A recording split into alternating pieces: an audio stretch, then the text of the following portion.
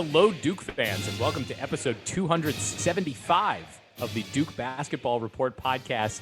It is Saturday, January 30th, 2021. It is about to be February, which is the birth month of Coach K, and we are in a good mood today because the Duke Blue Devils just knocked off the Clemson Tigers. It was a raucous affair at Cameron Indoor Stadium, despite the fact that there were no fans there. Duke won by 26. Jason Evans said in our text thread among the DBR podcast hosts that it was a 26-point victory, and it wasn't even that close. Duke was up by double on Clemson with 11 minutes left in the game and basically just cruised to the finish line. Mike Buckmeyer made a basket at the end of the game, which we haven't seen a ton of this year. It was basically an early 2000s Duke Clemson game. Hey, we are going to talk about it. I've got a term for that. Clemson got Buckmeyered.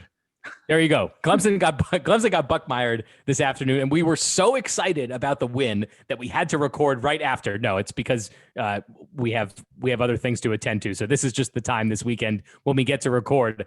Guys, I'm getting way ahead of myself. I'm Sam Klein. I'm the host for this show. I am joined as always by Donald Wine. How are you, sir? I'm doing good. We had a great victory, and I didn't want to stop you. You never stop someone when they're on a heater at the table. So keep going. I'm roll. And by the way, speaking of heaters, I haven't even mentioned the new poster that Jalen Johnson released about an hour and a half ago, which was amazing. We'll talk about it. Jason Evans is also here. Hey, PJ Hall is dead. There's an obit for him Poor out PJ there someplace. Woo! What was he doing? What was that? Wait, let's get into this. What was PJ Hall doing trying to block that shot? No. I said this I will say this again.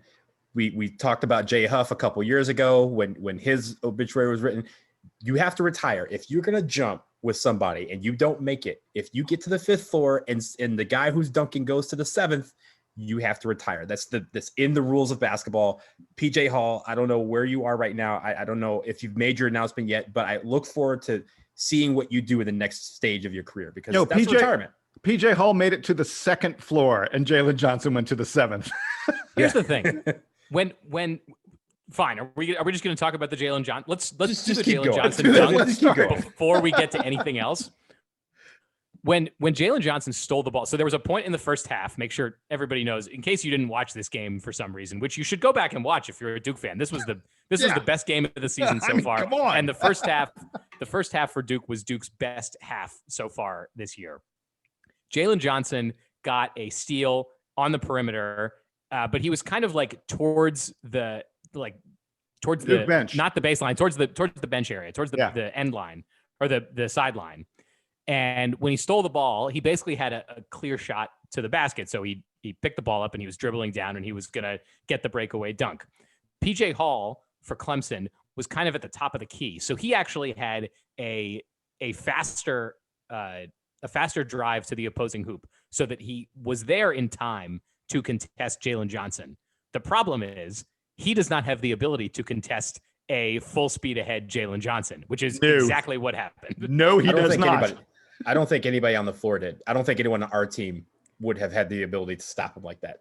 I don't think anyone south of, like LeBron James. There's a list of guys, and it's like there are not a lot of guys in college that can stop full speed ahead Jalen Johnson from completing a dunk. Yeah, he is a big, strong guy. On a play like that, where you're basically even with the guy, there may be 15, 20 guys in the world who sort of have the quickness, athleticism, and skill to stop him and reach, because you have to get your hand to the ball. Getting your hand to the ball with Jalen Johnson is tough. Doing it in transition with Jalen Johnson running downhill, not going to happen.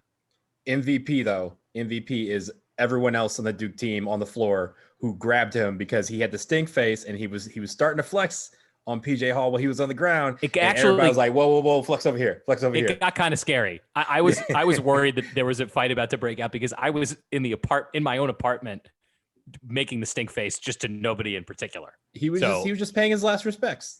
That's fair, but referees don't really like that in today's game. All right, so give me your headline, each of you, from this game. I know this is how we normally do things. I need a headline from this game. Jason, I'll come to you first. It's what I said to you. My headline we've already said it, but I'll say it again. Duke wins by 26, and it wasn't that close. Donald, what do you have for me on a headline? Duke declaws the Tigers in their best performance of the season. I had Jalen Johnson elevates Duke to thunderous victory in quiet Cameron. Ooh, I like that. There we go. Nice. So those are headlines. I like those. I'm really trying. I think that I've got a niche here in my headline crafting. I'm gonna keep working on it though. We started with the good, and by the way, in my notes, I have the first good item, Jalen Johnson's dunk. I think we've covered it. Let's do the rest of the good items. Donald, I'll come to you first. Give me some other good notes from this game. And by the way, we're gonna highlight, I think, a couple guys here who we've either been neutral or kind of down on in recent weeks, which I am very excited about. Yeah, absolutely. But I'm going to start with Mark Williams because Mark Williams was active early. He set the tone early throughout the game on both offense and defense. Came out. He had a couple of bunnies himself. He had a couple of posters. That is what you want to see. And we've talked about how he's kind of progressed over the last week or so. And the coaching staff has said that he's really come in and worked hard and come in early and gotten shots up and tried to do the things to improve. And you've seen that on the court. You've seen the confidence that he's gaining every single possession that he's on the court, which is fantastic to see. So shout out to Mark Williams. This game and the Georgia Tech game, electric. And he really set the tone for us this week. Yeah, let me continue on Mark Williams because I agree he was outstanding in both those games. Sam, you say your first note on this game was Jalen Johnson's dunk. And that was my first note as well. But my second note was Mark Williams is again a difference maker. It's really impressive the way the game changes when he's on the floor. Duke looks to do different things when he's on the floor. The opposition is concerned about coming in the lane when he's on the floor. And in the post-game news conference, they talked a lot about Mark Williams. DJ Stewart and Mark Williams were the two Duke players in the post-game news conference, and DJ talked about how much Mark has been working with Nate James. DJ said Mark's a really easy target. You just toss the ball up and he can get it. He said it makes life easier on the guards, which is something I hadn't thought about. And I think that's a big deal. And Mark talked about, by the way, Nate James's name was brought up as much as anybody on the postgame news conference because everyone kept on praising Nate for the work he's done with Mark Williams. Mark said that that they work on angles, they work on his footwork. And Coach K pointed out that Patrick Tapé, Keenan Worthington, and Henry Coleman deserve credit as well. He said they've been the guys working with Nate and Mark Williams, and that Mark gets in there and these are the guys who body against him. And what Coach K said was Mark is finally learning about the physicality of the game at this level. He's understanding how to use his body, how to use his strength and his length in a physical kind of way, not fouling. Coach K was very clear. The key is learning how to be physical while not fouling. And Coach K also pointed out the truly impressive thing about what Mark Williams did this week. He did it against Moses Wright and Amir Sims, who are two big men who like to play away from the basket. They try to draw you out. That's part of what they were trying to do to Mark Williams. So, and they are two very experienced. They're both seniors, very smart big men. Coach K said, for Mark Williams to be able to do what he did this week against those kind of big men, it is a glimpse at perhaps really big stuff for him. Last thing I got on Mark Williams, guys, I have to ask you all. I'm this week, Duke's three best players were Mark Williams, Jalen Johnson, and Matthew Hurt. I think that's absolutely the case. Is there any way can we find a way to get those three guys on the floor at the same time? I'm not sure we can. I'm not necessarily advocating for it, but those are our three best players right now, the guys who are impacting the game the most. Is there a way, Jalen can maybe get out on the wing? I'm just wondering. And I'm also wondering about, it's a team that had trouble spacing. Can you imagine how big Duke could go if they played those three guys along with like Wendell Moore and Jordan Goldwire? Like Jordan Goldwire at 6'5" would be far and away the smallest guy on the floor. That would be just a scary, huge team. It's funny you mentioned that. We will talk about that during Miami, but I think there's a way that those three guys can and should be on the court when we have a bigger lineup that we're facing.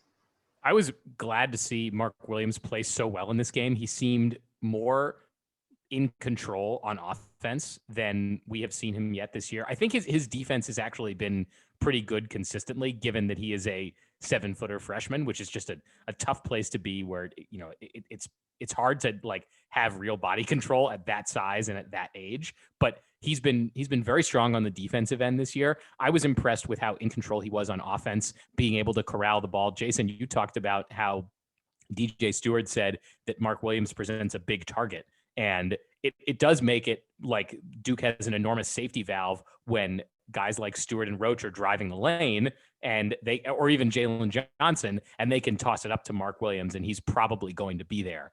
I'm glad that he's given the team like 15 minutes a game that are really strong, because I actually kind of enjoy that there's a completely different angle to this team when he comes in. Now, would I like it if he was a 30-minute a game guy who was just dunking on everybody all the time? Of course. But where he's at right now in his development, I think is cool. And I am also excited about the potential to see him more and to see that bigger lineup going forward. And by the way, and Mark Williams really looking for his shot. I think that's something that's different about him now from where he was a few weeks ago. When he gets the ball down low, he knows I'm going to be able to figure out a way to get up a pretty good shot here. And he's playing through contact. He had a 3-point play at one point today. It's night and day from where he was like back in December.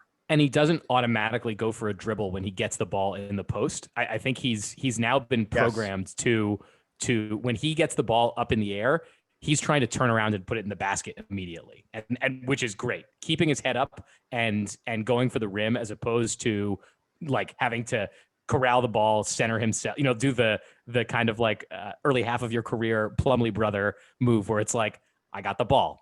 Now I'm going to dribble it once. Now I'm going to turn it around. No, you go right to the basket, Mason Plumlee senior year style. That's what I want to see from all these big men. I want to move on though and talk about Duke's passing and assists from this game, which I was so excited to see. We've talked the last couple of weeks about how, look, Duke is just not moving the ball around enough. They're not getting guys the ball in spaces where they can easily turn a pass into a basket.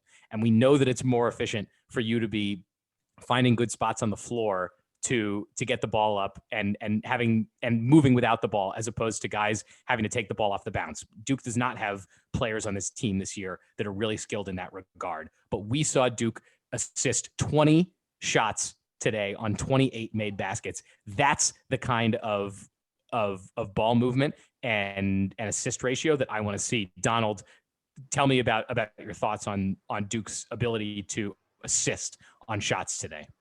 Well, just like what Jason said earlier, the score was a 26-point victory, and it could have been a lot worse. This could have been a lot worse. We could have had maybe 30 or 35 assists if, a lot of the baskets that we did make passes on went in or we didn't get fouled. So that was great to see. It seems like they've been working on that, and specifically honing in on the fact that they can get into good positions by passing the ball around the perimeter and passing the ball throughout the court. So that is awesome. But also what's even more awesome is we only had 9 turnovers. So 20-9 assist turnover issue. I know, Sam, that's your number. Like, that's a great number. You want to have that number. In fact, I said, it could have been more skewed towards assists if we had made some of the baskets or not get fouled on some easy layups and stuff. So great ball movement that we saw. And that's why they were able to get out to such a great lead and stick with it. Not just on the offensive end, I want to actually move to the defensive end. And Jason, I'll pose the question to you. We talked before the game about how good Amir Sims is, but about how deep Clemson is. Amir Sims kind of had his night, 19 points on 13 shots. Like that's a pretty good game for basically anybody. But otherwise, Duke was able to shut Clemson down on defense, right? Oh, yeah. Look, Clemson shoots 35% in this game. They're only 23% from three. It was yet another game where Duke got by without fouling. Part of our good news in this game, lost at the passing. The ball movement was great. Obviously, we had a number of guys have really, really nice games on both ends of the floor. But as a team, once again, Duke hits, Duke got 17 free throws, made 13 of them.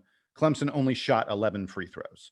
And that is, it is really like, in the wake of the loss to Louisville, that Duke said, okay, we're going to become a completely different team because they're playing so differently than they did in those 3 losses. Rebounds is another place. We were getting hurt on the boards earlier in this season.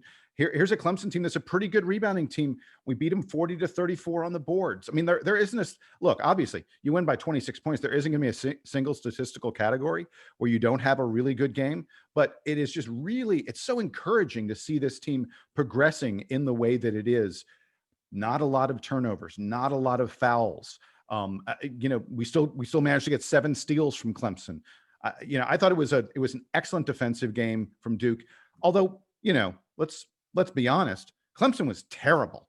They take bad shots. They had a number of really awful turnovers. I mean, at one point, they had a backcourt violation where they just tossed it to a guy who was still in the backcourt. They had a couple of balls that they just threw away out of bounds. Clemson was dreadfully bad in this game, but the good thing for Duke is we took advantage of those mistakes. We took advantage of Clemson not executing well, and we executed well on our own. That's the mark of this team maturing.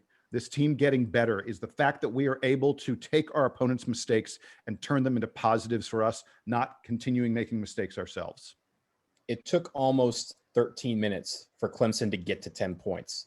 13 minutes, 10 points. Do the math there. That's less than a point per minute. But also the fact that we've talked about the fact we don't get a lot of good starts. We had a very strong start. It wasn't one where we went out and scored 20 points immediately, but we simply just from the start, just steadily crept to a point where we said, okay, now take the game over. And in the blink of an eye, it was a 30-point, lead, and we were running away with it. So the strong starts at both ends of the half.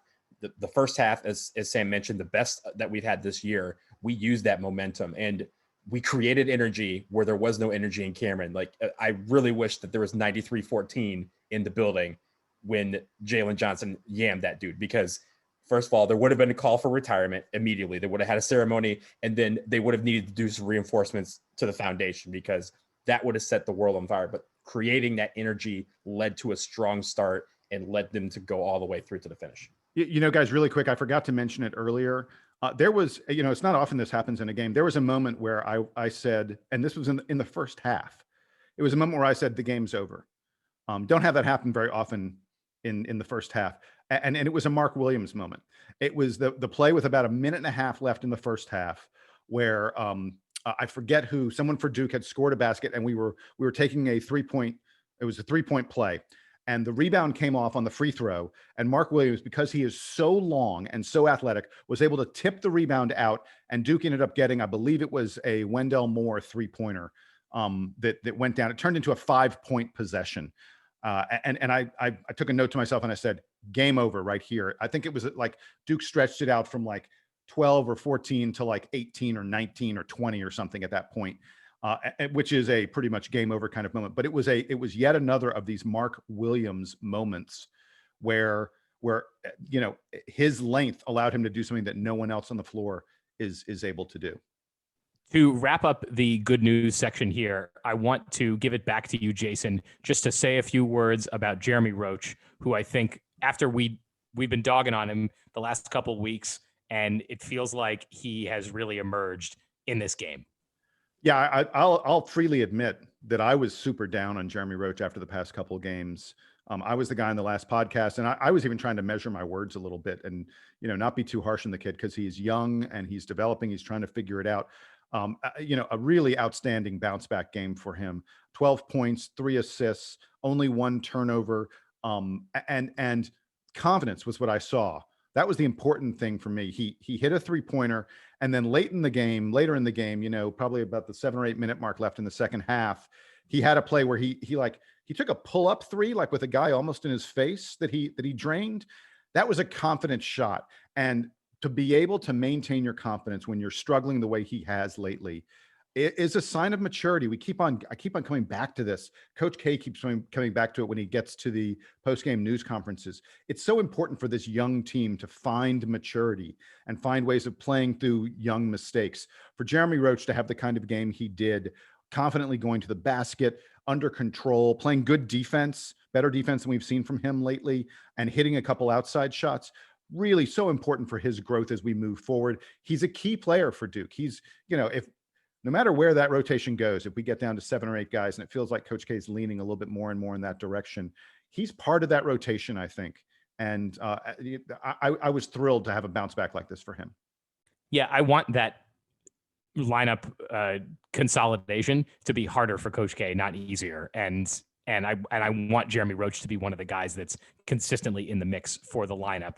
Guys, before we move on from the Clemson game, I do want to make sure that we eat our veggies, so to say, and get to the bad news. So, to the extent that there's bad news from a game where Duke wins by 26 and is more dominant than that, Donald, tell me what you think was lacking from Duke today. Well, this seems very nitpicky. Just the really one thing that stood out to me is that Wendell Moore's shooting efficiency still eludes him, and I think he had a very much improved game from the last couple of games. But there's times where it seems like he's just not getting the ball in the right position to make a good shot. He had a couple of great open looks that didn't go down. We still are, lacking in that department. Hitting some more of those open jumpers will make, today would have made a 26-point victory, a 50-point blowout. But I do think those are little, again, nitpicky things that we can work on to improve and not say that, hey, this was a complete perfect game, because it wasn't. We can take that and say, all right, let's see if we can make this more efficient and get him into better positions that he can be more efficient with his offense, because him being a consistent scorer is really going to help us down the road. This is a great start, and we'll see if we can build on it. I mean, my nitpicky, somewhat similarly, Duke only hits 32% of their threes in this game. We're missing some open ones. Donald already talked about that. We're still waiting for the game where Duke is, hitting 40+% of their threes, and it's going to happen at some point. I feel like it's got to happen at some point. I also thought there were times, especially in the first half, in the first 8, maybe 10 minutes of the game, Duke's shot selection wasn't great. We take a few too many long, somewhat contested 2-point jumpers. The 2-point mid-range shot is not a shot that a lot of players in basketball are supposed to take. It's just not. It's the least efficient thing you can do on the floor. It's the Kyle Singler too. We take a lot of those where he was great at it, but very few people are. And when you look at this, the metrics tell you don't shoot the long two, either shoot a short two or a 3-pointer. And he was dominant at that, but we can't all be Kyle Singler. No. And the only guy in Duke who I'm comfortable taking those shots is Matthew Hurt, and he hit 1 or 2 of them. Hurt, by the way, did not have, as impactful a game as he sometimes does. Not a big deal. We didn't really need it from him. 13 points, 4 rebounds. Arguably, statistically, this may have been Matthew Hurt's worst game of the season, but who cares? I mean, we got 5 guys in double figures. We had another guy with 9 points, Jalen Johnson, just on the cusp of having another guy in double figures. We didn't need Matthew Hurt to have a big game. I think had we needed him, he would have been able to step up and do it. But our veggies are a little tiny point on the plate in this game. You barely notice them. They're going down in one easy bite. Let's put it. Yeah, this is a Brazilian steakhouse type of meal for Blue Devil fans, where you might have vegetables, but I like Brazilian steakhouse. They brought it out in the middle of you eating 3 different cuts of steak. The picanha, the picanha. That is right. That is shut it down. Yeah, don't get. We don't have enough time. Don't talk about picanha. We don't have enough time. I miss going to restaurants, man. I walked by a Fogo de Chão the other day, and I was like, and I saw somebody coming out with takeout, and I was like, I don't know what the point is of that. Doesn't work. By the way, Fogo, the key with Fogo is if I can walk out of there and not feel ill, like if I walk out there and I don't feel sick, it's a success. Because usually when I walk out, I'm like, oh my God, I ate too much an hour ago. So you did it wrong because you walked out. If you're not roll me out, that joint. Roll me out. If you're not rolled out, no, it's not. They have the little gurney, not gurneys, but like the little chairs. Not like a wheelchair, but it's just a chair with wheels. Just put me on that, because honestly, the takeout experience doesn't compare, because I can't put 18 pounds of meat into a takeout box. It just doesn't work. Hey, we could be sponsored by Fogo. If Fogo wants to give us, we will take Fogo as a sponsorship for the DBR podcast. All right, I think that's plenty on the meatitarian front. I don't want to offend any of our listeners who might be vegetarians out there. So we are going to move on from this game, as Duke needs to do rather soon, because they have Miami coming up this week. We are going to take a quick break, and when we get back, we are going to preview that. Lucky for us, we have a Miami expert who is a member of the podcast host program here, so stick around.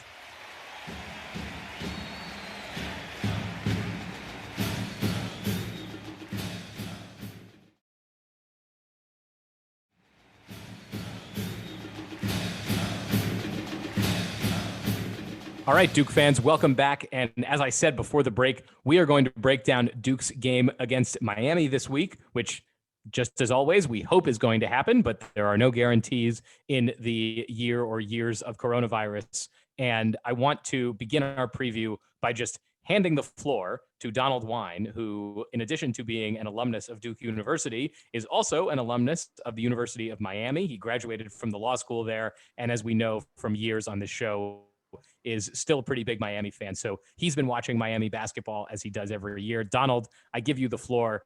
Tell us what we're going to see this week when Duke plays the Hurricanes. Well, first off, the hope for Miami is that they have more than 6 scholarship players, because they have been riddled with injuries all season long, including to some of their most important players. I'll get into that in a second.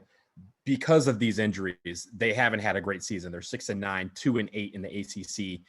They've even lost to Florida Gulf Coast. You may know them as Dunk City, but they are not the Dunk City team that, destroyed people in the NCAA tournament a few years back. Their biggest wins right now are against North Florida, Stetson, Purdue, Jacksonville, NC State, and Louisville. And they just even had even more bad news, because freshman Matt Cross, who started 9 games, was one of those guys who was great from three-point land, was around the middle of the pack as one of the leaders in points and rebounds. He just left the team on Thursday. There was no reason given. He didn't play against Florida State, which left them with only 9 players. They've been murdered by the injury bug, most especially to their heart and soul, Chris Likes, who's a senior. He's 5'7". He's just a dynamo, but he can fill up the basket whenever he is actually in the game. He's only played 2 games this year. Cameron McGusty, Earl Timberlake, Willie Harrington, Rodney Miller, and Filippo Gose is one of those guys. These guys have all been out extended periods. And yeah, because they have had all these injuries, they haven't had a full roster to really work with here. And that's kind of why they're very inconsistent from the floor. They're very consistent, and they don't know who to rely on. There is one guy they can rely on, and that is Isaiah Wong. He has been the leader so far this year in Chris Likes' absence. Cameron McGusty, as I mentioned, is back playing again. This is a guy that they will count on to score as well. But really, Isaiah Wong has been the one that has been leading them all season. I will say about this team, there's a couple things to note. One, they are terrible from behind the arc. They shoot 27% from 3. They average 18 attempts per game, which is around 1/3 of the shots that they take. They do make 51% of their 2-pointers, which makes sense because they want to use a lot of size. They have a lot of size. They're one of the tallest guys or tallest teams in Division I basketball, skewed by the fact that Chris Likes is 5'7" and is not playing. So Mark Williams, Jalen Johnson, Matthew Hurt stepped right up. You guys are going to be the key in shutting down the inside guys and throwing your weight around and make sure that they are altered on offense. They don't move the ball around particularly well either. They like to dribble drive. They like to inbound it to a big man and watch him work. They will work hard on the glass on the offensive and defensive end. They're very good because of their size at getting a lot of shots because they get a lot of second chance shots.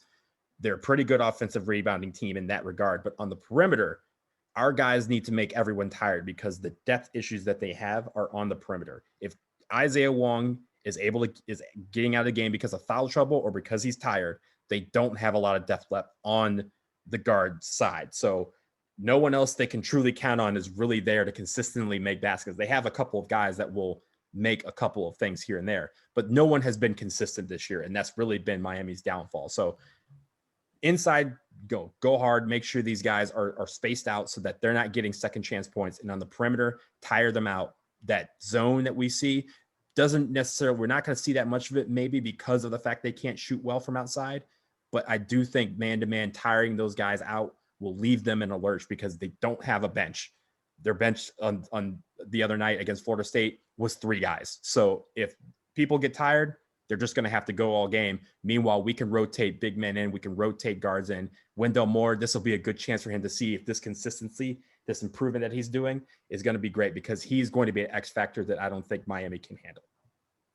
Jason, in a normal year, we'd be looking at the schedule right now and saying, all right, Duke's got this game against Miami this week, but we're really gearing up for UNC. And, UNC game, the first UNC game is next weekend. It's amazing that we're already here in the season, given how few games Duke has played this year.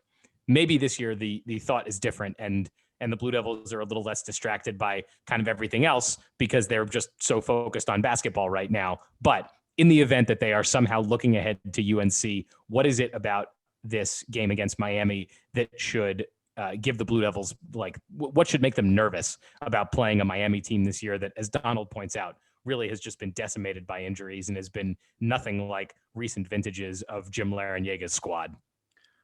I mean, look, this is the ACC, and an ACC opponent can always rise up and beat anybody. There's some results this year in the ACC that just have you scratching your head. But a lot of what Donald said is pretty accurate in terms of where Miami struggles. They're a terrible three. I mean, he pointed it out: 27%, 26.9% from three. They're 339th in the country. 339th. They're only like 350 teams in the country at 3-point percentage. They give up a lot of steals. They're 316th in terms of steal percentage, giving up steals on offense. So on offense, they can't shoot from the outside. They don't hold on to the ball very well. And on defense, they give up a lot of threes. They allow their opponents to hit almost 37% of their threes, which is a big number. I mean, Duke, we've talked about it a lot. Duke has struggled shooting from the perimeter, but Miami is a team where you can get healthy. About the only thing Miami does really well on defense is they're really good at not fouling. And I mean, they're really good at not fouling. They do not get in foul trouble at all. They're top 5 in the nation, actually 3rd in the nation at free throw attempts given up versus field goal attempts given up. So don't count on them fouling you very much. But this is a team that's just, they struggle so much on the perimeter. Missing Chris Likes is so huge for them that, you don't want to predict anything where you're too overconfident. I hope Duke isn't looking ahead to UNC, because you can't afford to do that in the ACC. But we've got a week with 2 very impressive wins. I'll be very, very surprised if there isn't a third one under our belt as we head into the Carolina game. This Miami team it doesn't feel like they have the personnel to be able to compete with Duke right now. Yeah, I think both of you guys covered this pretty well, which is that Miami is really struggling this year. They're on a 3-game losing streak right now and are currently losing to Wake Forest as we speak. It's about halfway through the second half right now, so we're not going to actually see the end of this game before this show completes. And look, Miami and Wake appear to be the 2 worst teams in the ACC. Right? Exactly. So yeah. even if they were to come back and pull it off, it's not like beating Wake Forest is an enormous accomplishment this year. So I agree. This is another opportunity for Duke to steal what's hopefully an easy win and kind of feel like they're back in the groove before they play a Carolina team that is also not in their best shape. But you want Duke to kind of get rolling here. We talked about how this is probably the softest part of Duke's schedule, and they need to rack up some wins before they play a few more of those top teams. Because again, we really don't know if the ACC is going to turn around and say, all right, like Duke of Florida State, time to play your game this week. That theoretically could happen at any time. So the Blue Devils need to rack up the wins, bring the confidence up, have guys like Mark Williams and Wendell Moore and Jeremy Roach feel like they're really well integrated into this team, so that when the tough teams come to town, Duke is ready for them.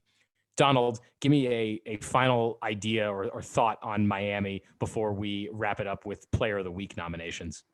Well, just like we did today, take them out of the game early. Their morale can get shattered very quickly because, like I said, their heart and soul is not in the lineup. And whenever things go wrong, because they've been going wrong quite a bit throughout this season for them, they fold. And it's not necessarily to say that they quit, but they're a team that's never going to quit. But they're a team that gets morale busted very quickly because they're a team that's seen a lot of adversity throughout the season. So take them out of the game early. This is a game that, we want some confidence too. We've only won once on the road this year. So let's go down there. Let's get after them quickly. They may have some fans in the stands, so you may be able to feed off of that energy, but if not, go after them anyway. Take them out of the game real early. That way we can come back to Duke and prepare for UNC. So as we get to the kind of wrap up items here, we'll do our parting shots and then Player of the Week. Jason, I know you've got a parting shot. You wanted to say a couple words about John Cheney, who passed this week, legendary basketball coach from Temple. Yeah, I just didn't want us to go through the podcast and not mention someone this significant to the college basketball world. Coach K, when he did the postgame press conference today, came out and virtually his entire opening statement was about how important John Cheney was to him and to the sport of college basketball. He made a great point where he noted that, John Cheney was like the best player in Philadelphia when he was young, when he was a young basketball player. He wasn't even allowed to play at a major program because of segregation back then. He played at Bethune-Cookman, and Coach K was like, I'm not putting them down, but he's like, nowadays this guy would have gone to a major program. Everyone would have heard about him and he would have had a pro career. That's how great of a basketball player John Cheney was. And he was an even better coach than he was as a player. Coach K talked about the leadership that John Cheney provided to the entire coaching community. He said, especially in the 80s and 90s, like John Cheney and John Thompson and George Raveling were the voices of conscience in the coaching community. Those three African-American leaders were the guys who made sure everyone else in the coaching community understood what was happening in their community. And I think as Duke fans, we should feel a special affinity for him. Duke and Temple played some really significant games over the years. I'm thinking of in 1988, the Grade 8 game where Billy King shuts down Mark Macon and probably ruins John Cheney's best chance, his best hope at ever reaching a Final Four. Instead, Duke goes, we lose to Kansas and Danny Manning. But that was one of those games. That was one of those teams that began to cement Coach K as a huge force in college basketball. And then we played them for a chance at the Final Four again in 1999.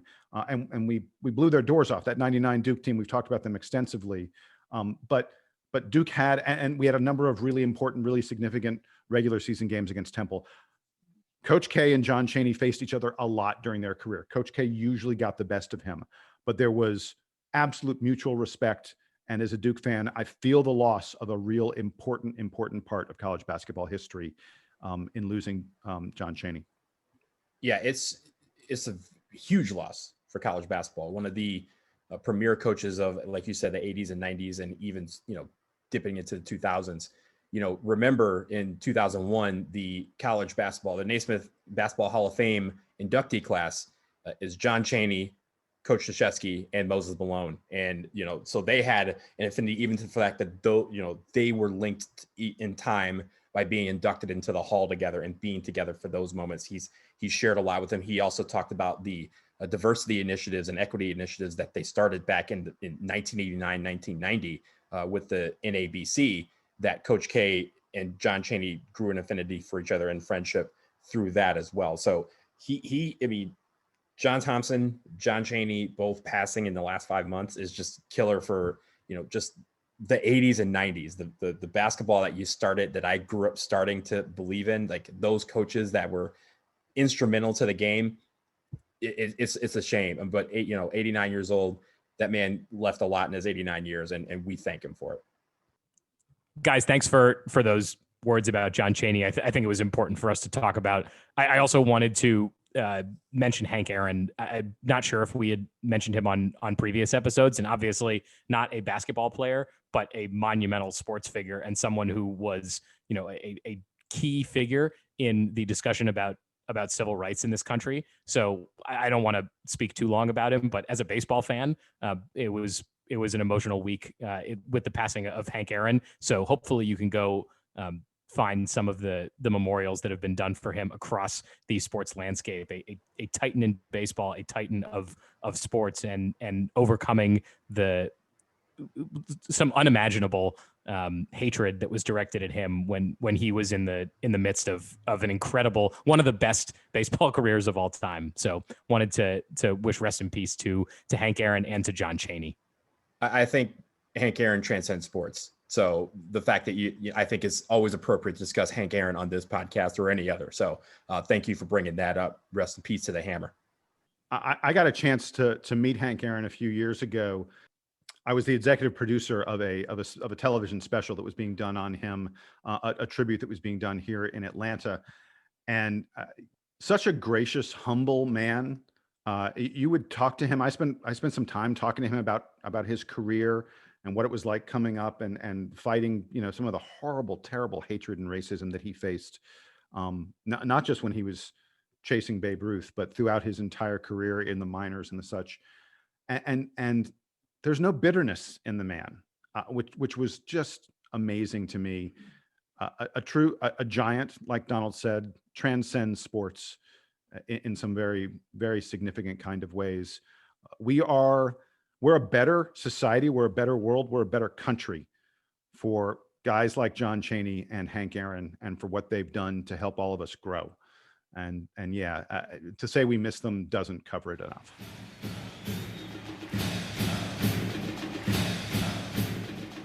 All right, we will wrap this episode with our player of the week because it is the weekend. So Duke has completed a much better week this week than there was last week. So we have more to celebrate than we normally do. So Jason, I'll give it to you first. Give me your player of the week for this week, where Duke went 2-0. How rare is it that my player of the week would be a guy who didn't even play 20 minutes in either of his games? Total of 27 minutes on the week, but there's no question in my mind, Mark Williams. We've talked extensively about the impact he has on games when he's in there. Mark Williams is my player of the week. We've talked about him so much, I don't even need to go into it anymore. And I didn't think about it that much. Like, to me, it was a no-brainer that Mark Williams is player of the week. All right, Donald, who you got? 2 for 2, Mark Williams. I'm just damn proud of him. Simple as that. Oh, man, if I had known, maybe I would have gone for him too. But I picked Jalen Johnson this week. I thought he had a very nice game against Georgia Tech. And then he ended another guy's career against Clemson. So it's always a good week when that happens. That did get special significance.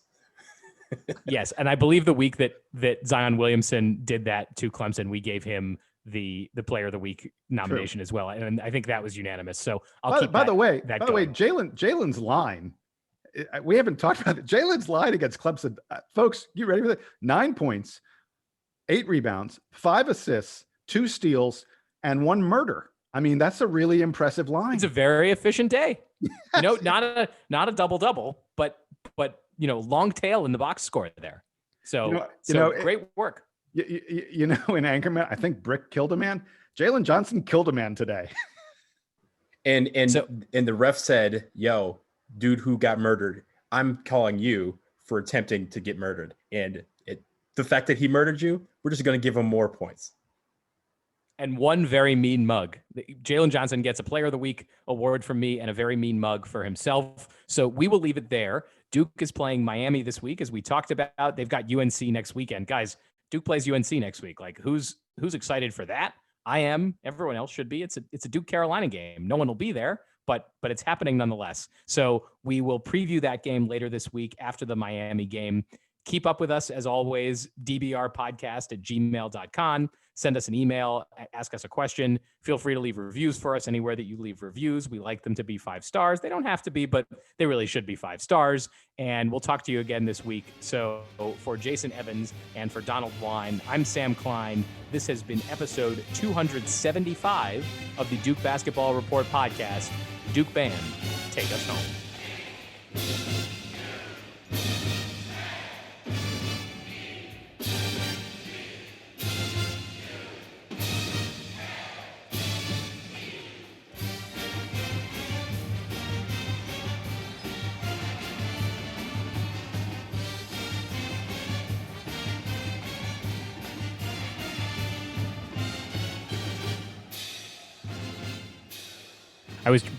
Before I start,